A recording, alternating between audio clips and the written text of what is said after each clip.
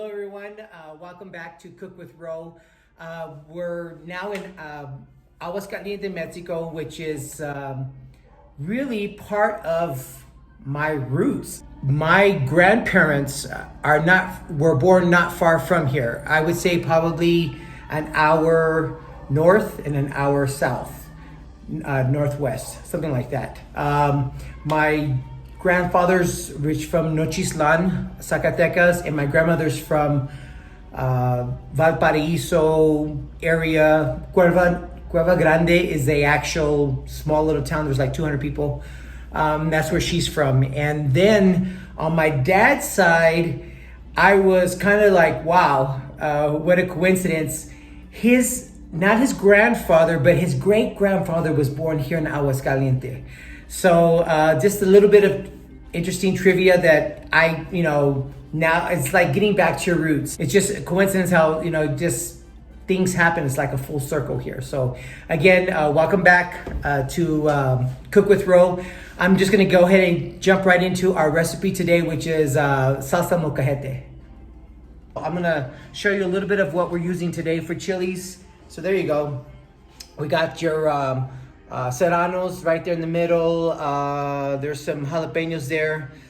Chile Güerito, that's what we call that over there. Chile Güerito, but over here they have a different name for it. I think it's called like Chile Caribe or something like that. So, and then you got your tomatoes. So we're gonna make a molcajete style. Yes, I do have a molcajete. Well, I do have a grill, but it's too long. It takes too long to do that way. So anyway, this is how I prepare or make my chile molcajete. Okay, so what I do is I start with a big pan, nice size, nice and deep. This is gonna be how I'm gonna make my chile molcajete. So what I'm gonna do is I'm gonna put just a little bit of oil, any type of oil, vegetable oil, canola oil, whatever you wanna feel like you wanna do.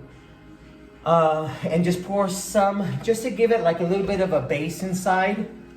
So, and then what I do is, I just go in and I start picking off the stems on the chili and throw it in there, give it a mix.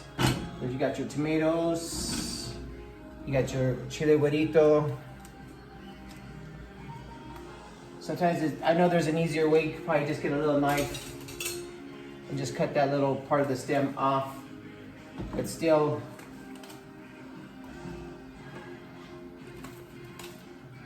quick process here.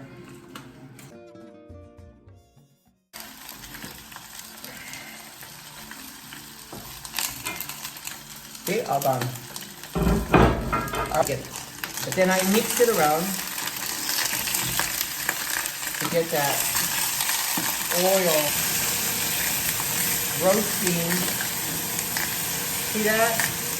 Getting that nice brown coat roasted. Tomatoes.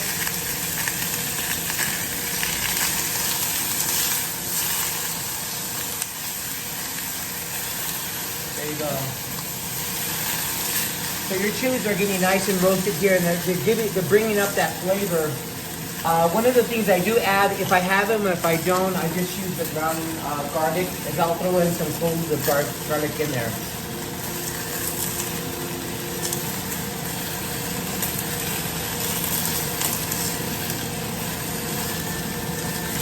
You can actually buy these already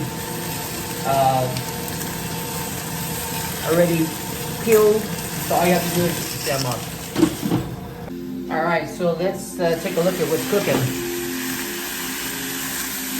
As you notice, it's starting to shrink up because of the water. It's getting a little bit brown, caramelized because of the oil and the chilies. The skin is wow. Skin is choked. Skin is coming off of that. See that? Again, like I mentioned, everything is starting to just get that nice brown roasted Actually, it smells really good. So there's your chili here. We're almost done with this step. We're probably gonna give it another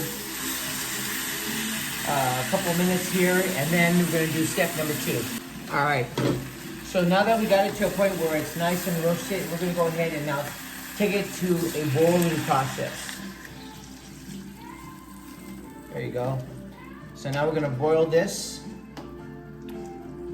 And it's gonna probably be a good, like another, I would say 15 minutes to bring it to that boil. And then that will help finish soften up the rest of the chilies in here. So then we can go ahead and do a molcajete style smash to it. All right, so we're halfway through our boiling point. So as you can see that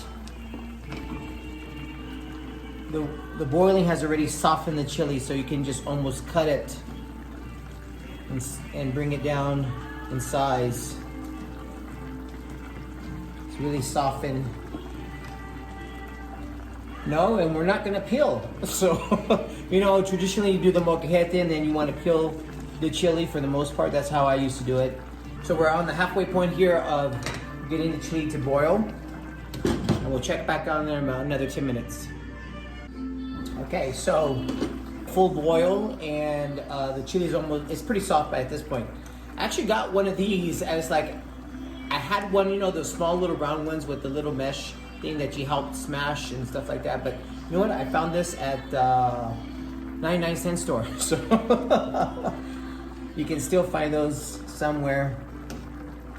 And yeah, you know, and I also use this for beans. So it's called the bean. Usually they used to call it the bean smasher.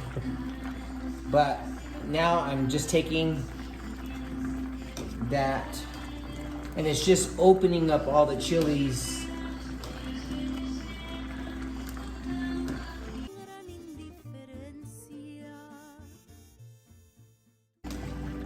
So this is probably about another 10 minutes away from being ready. So I'm gonna go ahead and add my spices to it. Just look at that. Okay. Go. All right. So I'm gonna throw some salt in here. I would say it all depends on the size of pan that you have. I'm doing almost like 3 or 4 pinches, and then I'll try it out of salt. This is my favorite, cominos. A lot of people don't like it because it's such a strong seasoning. So, and of course, my favorite is the garlic. So I'm gonna sprinkle there, I would say probably a couple of tablespoons of garlic. And now I'm just gonna mix that up. Okay, so again, that's our Chile Molcajete. Again, it has a really, like I said, a really good taste to it. Yeah, there's some garlic pieces in there. Good and spicy. Again, that's my chili molcajete style. Quick, easy, saves a lot of time. You're not underneath the sink, peeling water, wasting water. Fast and quick. It has a really good taste. So I'm gonna be using this on a couple of other recipes this week. Chili verde is my favorite. I make it a very hot base, and then I can always cool it off with some whole canned tomatoes in a can, make it more of a salsa type of dip of chili. So as always, provecho. I forgot what I used to say at the end of my other videos. I know provecho was one of them, which means to enjoy. Bon appetit was that, like that, and then I forgot what the other part was. Again, thanks for watching. Looking forward to seeing you guys soon on the next video.